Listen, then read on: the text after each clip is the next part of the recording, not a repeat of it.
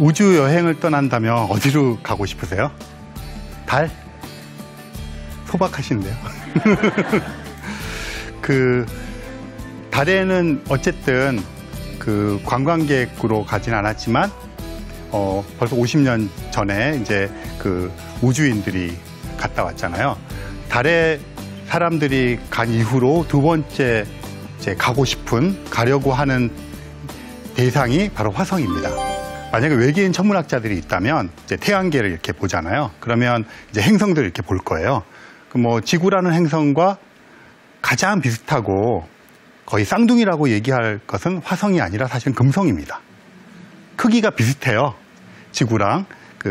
그러고 거리도 이렇게 가까이 있고요. 그래서 당연히 지구와 금성을 택할 겁니다. 근데 문제는 이산화탄소.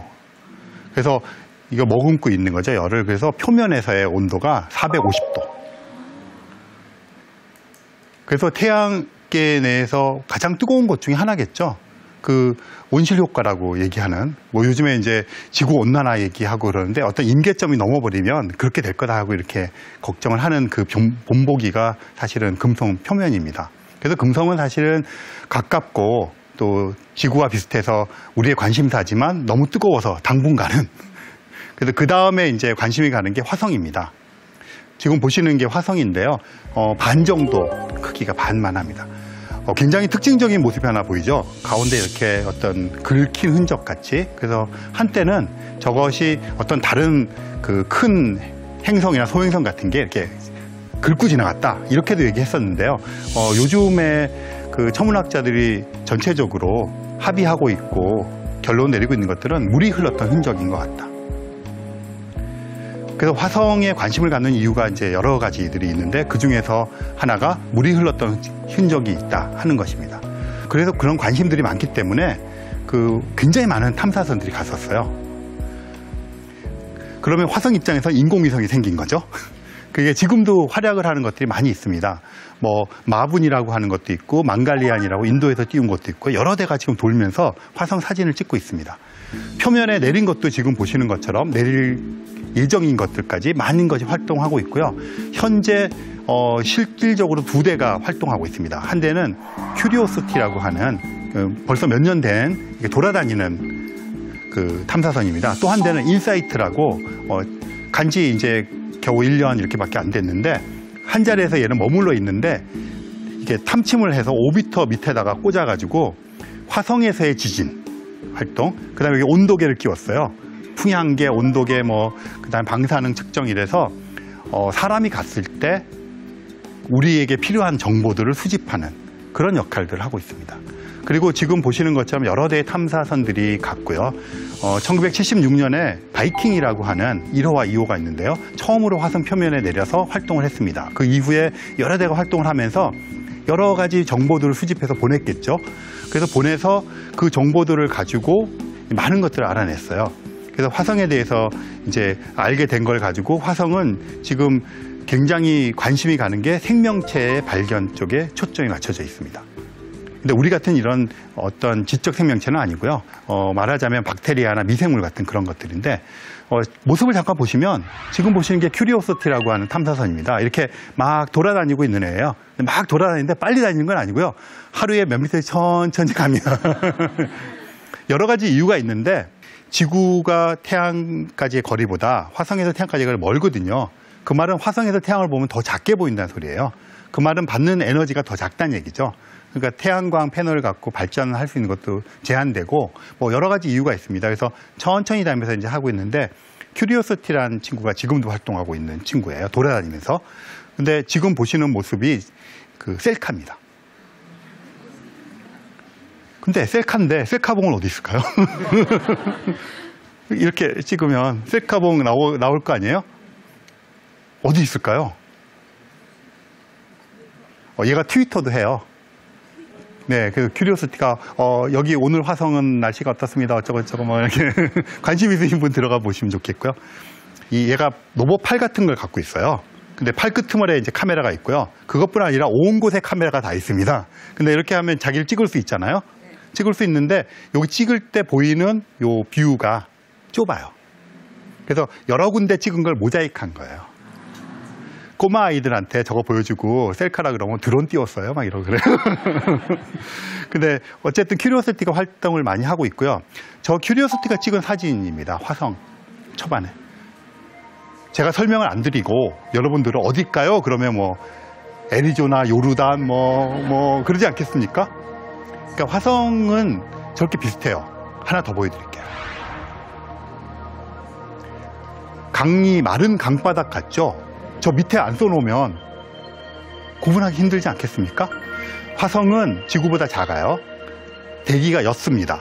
그러니까 대기가 옅다는 건 밀도가 낮다는 얘기죠. 그래서 그 조성도 달라서 사실 우리가 가면 이런 우주복을 입지 않고는 생존할 수 없어요. 우리는 산소 호흡을 해야 되는데 그게 거의 없거든요. 하지만 대기가 존재해요. 대기가 존재하면 공기가 존재하니까 한쪽과 다른 쪽에 차이가 나니까 바람이 붑니다. 세게는 못 불어요. 이게 지구보다 작기 때문에 질량이 작아서 세게는 못 불어요. 그래서 이렇게 바람도 붑니다. 그 다음에 대기가 있으니까 공기 중에 공기 알갱이가 있다는 소리잖아요. 진눈깨비도 내립니다. 남극과 북극도 있어요. 극관이라고 부르는데요. 여름이 되면 작아졌다, 겨울이 되면 커집니다. 물론 우리가 말하는 물이 아니라 약간 드라이 아이스 같은 그런 거예요. 그리고 물이 흘렀던 흔적, 아까 이것도 사실은 물이 흘렀던 흔적이잖아요. 그런 흔적들이 되게 많이 발견이 되고 있어요. 심지어는 물이 계절에 따라 스며 나왔다, 이렇게 하는 변화가 있는 곳들도 관측이 되고 있어요. 최근에는 땅속을 탐지하는 기술을 가지고 관측을 해봤더니 그 화성의 남극 쪽에 그 근처 쪽에 어디 지하에 액체 상태의 물이 있는 것 같은 한 8km 정도의 크기의 호수가 있는 것 같아요. 과학자들이 지금 추측하고 있는 게 있어요. 표면에는 그렇게 물이 스며들거나 이런 거 흘렀던 흔적은 있지만 땅을 파고 들어가면 몇 미터를 젖어 있는 액체 상태의 물이 있어서 흙이 젖으면 진흙같이 되어 있는 그런 상태가 존재할 거라고 생각을 하고 있습니다. 지금까지 이제 관측 결과를 바탕으로 개연성 있게 추론을 하면, 근데 또 한편으로는 메탄가스가 엄청나게 발견이 많이 되었어요. 관측이. 근데 메탄가스라는 것이 나오기 위해서 뭐 화산 활동이라든가 뭐 여러 가지가 있는데 지구상에서 그런 얘기 들어보셨죠? 지구 온난화의 주범이 이산화탄소도 있지만 메탄이다. 그 가축들이 방귀를 뀌거나 트림을 할 때 뭐 그러면서 애꿎은 소를 뭐 그렇게 범인 지목하잖아요. 근데 이제 들어가면 소화를 돕기 위해서 그런 작용을 시키는 미생물들이 존재해서 그거의 결과물로서 메탄가스가 나오거든요. 근데 화성에서 막대한 양의 메탄가스가 주기적으로 나오는 거예요. 근데 화산 활동 같은 거 별로 없거든요.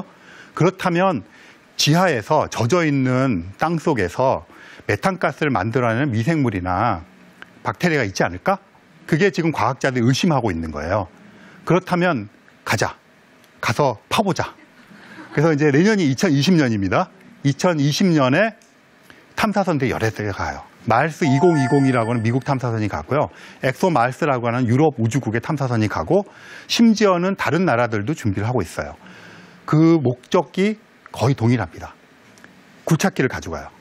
땅을 파서 메탄가스를 뿜어내는 미생물이 있는지를 확인하는 거예요. 굉장히 구체적이지 않습니까? 그냥 있냐 없냐 이런 게 아니고요. 그래서 가부간에 화성에는 조만간 지금 이런 식의 추론이 맞을 수도 있고 틀릴 수도 있죠. 맞으면 그동안 과학자들이 해왔던 방향이 옳았다는 거고, 두 번째 태양계 내에서 또는 전 우주에서 생명체가 발견되니까 엄청난 흥미로운 일이 발생하는 거고요. 만약에 발견을 못했어요. 이렇게까지 추론했는데 그럼 뭔가 틀렸다는 거잖아요. 우리가 지금 너무 신나는 거죠. 이제 다시 시작이다. 아는 것도 중요하지만 우리가 하던 것이 틀렸다는 걸 명확하게 아는 것이 과학에서는 되게 중요합니다. 그래야 다른 어떤 걸 만들어 가잖아요. 그래서 실패가 없는 거죠. 어떤 경우든.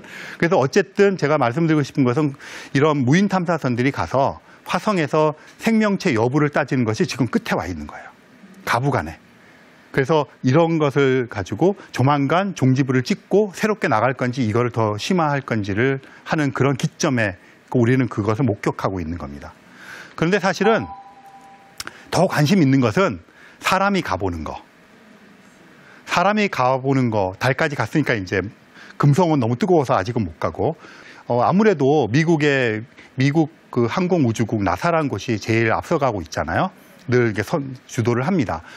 그곳에서 유인 탐사선을 보내겠다고 계속 얘기를 하면서 계속 연기를 하고 있어요. 처음에는 2010년대 중반에 가겠다 그랬어요. 이미 지났습니다. 2020년대 중반에 간다 그러니 또 바뀌었어요. 지금 2030년대 후반에 간다 그럽니다. 과학자들 데려가는 거예요. 과학자들 데려가서 탐사를 하고 돌아오는 겁니다. 그러면 왜 이렇게 늦어질까? 달까지는 일주일짜리 여행이면 3일 가고 3일 돌아오고, 그런데 화성은 멀어요. 지구는 태양 주위를 1년에 한 바퀴를 돕니다. 공정 궤도가 1년이라는 거죠. 화성은 대략 2년 정도. 그러니까 우리가 한 바퀴를 돌고 오면 화성 반 바퀴밖에 안 돌았죠. 그러니까 화성까지 우리가 탐사선을 보낼 때 그러면 한 2년, 사실 한 2년 2개월에 한 번씩 지구와 화성이 가까워집니다. 그럴 때를 화성 대접근이라고 불러요. 그러면 가까우니까 화성이 커 보이겠죠. 밝아요. 그래서 가끔씩 화성 대접근, 그래서 막 관측해 열고 그럽니다. 더 잘 보이잖아요, 망원경으로 봐도. 그러니까 언제 탐사선을 보내겠습니까? 가까울 때 보내야 빨리 가고 그럴까요? 멀면 갈 수는 있겠지만, 그러니까 화성 탐사선은 2년에 한 번씩 보냅니다. 2020년이 보내는 해예요. 2018년에 보냈고. 그래서 아까 마르스 2020, 엑소 마르스 이런 게 다 2020년을 타겟으로 준비를 하고 있는 거예요. 그런데 문제는 제일 가까워졌을 때, 이제 다가오실 때 미리 쌓아야겠죠. 그래서 이제 최적의 그걸 찾아가는데, 문제는 제일 가까운 대접근을 했을 때조차도 지구에서 화성까지 가는데 대략적으로 로켓이 초속 20km, 30km 뭐 이런 정도의 속도의 로켓들입니다. 그 정도가 보통 날아가는 속도예요. 그런 속도로 날아가서 제일 가까웠을 때 최소화 걸리는 시간이 6, 7개월.